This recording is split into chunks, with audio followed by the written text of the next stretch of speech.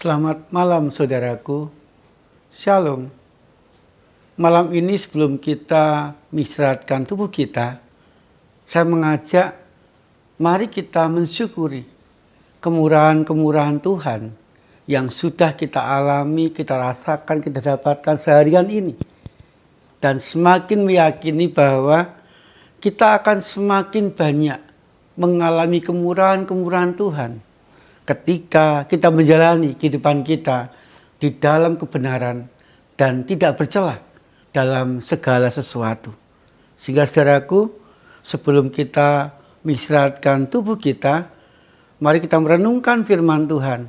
Saat itu benar dan saleh akan mendapatkan kemurahan Tuhan. Kitab Kejadian pasal 6 ayat 8. Tetapi Nuh mendapat kemurahan hati Tuhan. Saudaraku yang dikasihi Tuhan, kalau kita melihat kehidupan kita yang sudah lewat, khususnya hari ini, tentu kita akan menemukan banyak sekali kemurahan-kemurahan Tuhan yang sudah diberikan dalam kehidupan kita, yang sudah kita dapatkan, yang sudah kita nikmati di sepanjang kehidupan kita. Kemurahan Tuhan itu berupa kasih-Nya, kemurahan Tuhan berupa berkat-berkat-Nya, kemurahan Tuhan berupa pertolongan-Nya, kemurahan Tuhan berupa pendampingan-Nya. Di saat kita mengalami persoalan hidup, Tuhan datang untuk menolong dan memberikan jalan keluar dalam kehidupan kita. Di saat kita merasa kekurangan, Tuhan datang mencukupkan dengan berkat-berkat-Nya, sehingga kita mampu mencukupi setiap kebutuhan kehidupan kita dengan baik.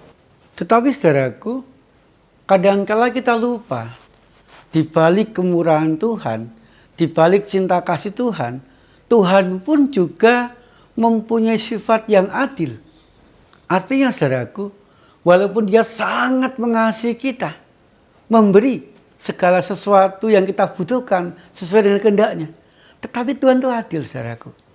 Ketika kita berbuat salah, ketika kita berbuat dosa, Tuhan pun akan menegur, Tuhan pun akan menasihati, Tuhan pun akan membimbing. Di balik dosa dan kesalahan kita, tentu juga ada akibatnya. Bisa saja Tuhan menghukum setiap dosa yang kita lakukan dalam kehidupan kita. Kasih, murah hati, dan adil. Saudaraku, demikian juga zaman Nuh. Alkitab mengatakan bahwa zaman Nuh bumi sudah rusak karena dosa-dosa manusia. Kecenderungan hati manusia melakukan sesuatu yang jahat, melakukan sesuatu yang dosa. Kecenderungan hati manusia memberontak kepada Tuhan. Sehingga saudaraku, ketika melihat bumi sudah rusak, firman Tuhan atau Alkitab mengatakan Tuhan menyesal telah menciptakan manusia. Dan Tuhan punya rencana untuk menghancurkan, untuk memusnahkan manusia dari bumi. Sebuah hukuman yang sangat luar biasa, dahsyat dan berat. Memusnahkan manusia dari bumi. Di balik rencana pemusnahan manusia dari bumi itu, saudaraku, Nuh dalam ayat yang kita baca tadi mendapat kemurahan Tuhan. Artinya saudaraku, Nuh merupakan orang yang tidak akan dimusnahkan. Nuh merupakan orang yang akan diselamatkan Tuhan.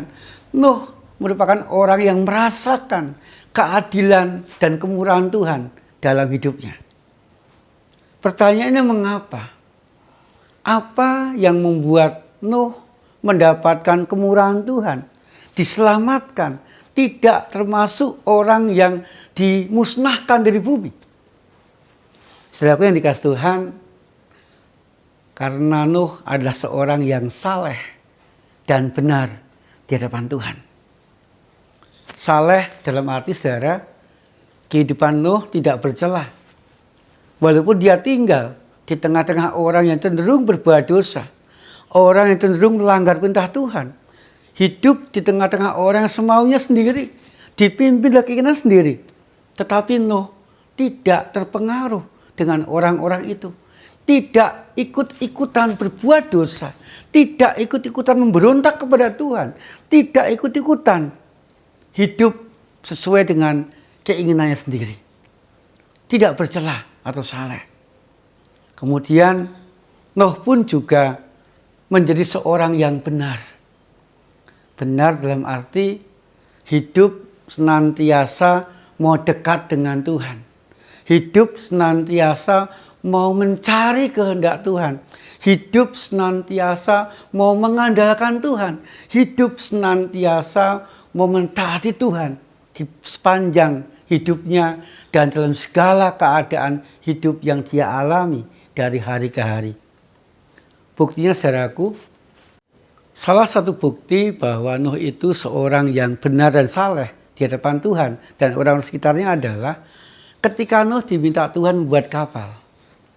Orang-orang sekitarnya mengolok-olok, orang-orang sekitarnya mengejek, orang-orang sekitarnya mengatakan, kamu tuh ngapain buat kapal di tengah-tengah negara kita yang padang pasir kayak gini? Untuk apa kamu buat kapal? Saudaraku yang dikasih Tuhan, di tengah-tengah ejekan, di tengah-tengah olok-olok itu, Nuh tetap setia melakukan perintah Tuhan. Tanpa bertanya ini itu, tanpa bertanya tujuannya apa, dia membuat kapal sesuai dengan perintah Tuhan.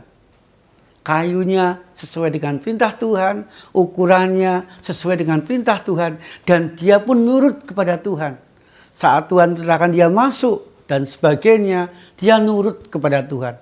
Melakukan segala sesuatu persis seperti yang Tuhan perintahkan dan tidak terpengaruh dengan orang-orang sekitarnya. Saudaraku, saat hidup Nuh benar dan saleh, maka dia pun mendapatkan kemurahan Tuhan. Saat semua orang dimusnahkan oleh Tuhan, Nuh, keluarganya, dan binatang-binatang yang dibawa sesuai dengan kehendak Tuhan itu diselamatkan oleh Tuhan. Nuh mengalami cinta kasih Tuhan dan melanjutkan cinta kasih Tuhan kepada orang-orang di seluruh dunia. Saudaraku yang dikasih Tuhan, demikian juga dalam kehidupan kita sehari-hari. Tuhan pun senantiasa menyatakan kemurahannya dalam kehidupan kita, berupa kasih, berkat, pendampingan, pertolongan, rezeki, dan sebagainya. Tetapi ingat saudaraku, Tuhan pun juga bisa menunjukkan keadilannya dalam kehidupan kita sehari-hari. Sehingga saudaraku, kehidupan Nuh, mari kita teladani. Mari kita berjuang agar kita hidup dengan benar dan saleh.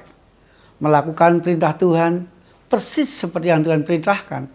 Dan tidak terpengaruh, tidak larut, tidak ikut-ikutan dengan cara dunia, dengan cara orang-orang sekitar kita yang sering kali memberontak kepada Tuhan. Hiduplah tetap saleh dan benar di hadapan Tuhan.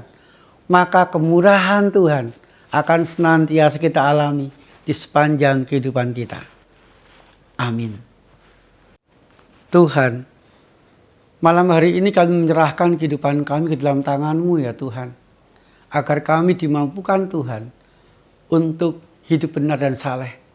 Sehingga kemurahan demi kemurahan-Mu senantiasa kami alami, kami rasakan. Menguatkan kami, memampukan kami, menjalani kehidupan kami dengan baik. Terima kasih ya Tuhan untuk renungan-Mu, untuk firman malam hari ini. Di dalam nama Tuhan Yesus Kristus kami berdoa. Amin. Selamat malam saudaraku.